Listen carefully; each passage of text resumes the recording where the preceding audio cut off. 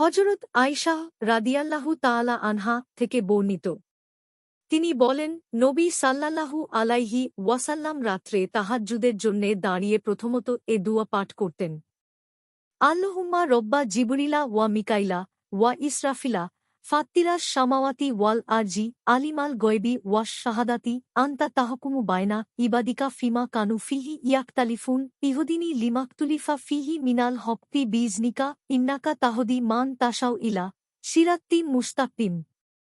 অর্থাৎ, হে আল্লাহ, হে জিবরিল, মিকাইল ও ইসরাফিলের রব, হে আসমান ও জমিনের সৃষ্টিকর্তা, হে প্রকাশ্য ও অপ্রকাশ্য জ্ঞানের অধিকারী, তুমিই তোমার বান্দাদের মতপার্থক্য ফায়সালা করে দিবে। হে আল্লাহ, সত্যের সম্পর্কে যে ইখতিলাফ করা হচ্ছে, এ সম্পর্কে আমাকে সরল সঠিক পথ দেখাও, কারণ তুমি যাকে চাও সরল পথ দেখাও। মুসলিম ৭৭০। মিশকাতুল মাসাবিহ ১২১২। হাদিসের মান সহিহ।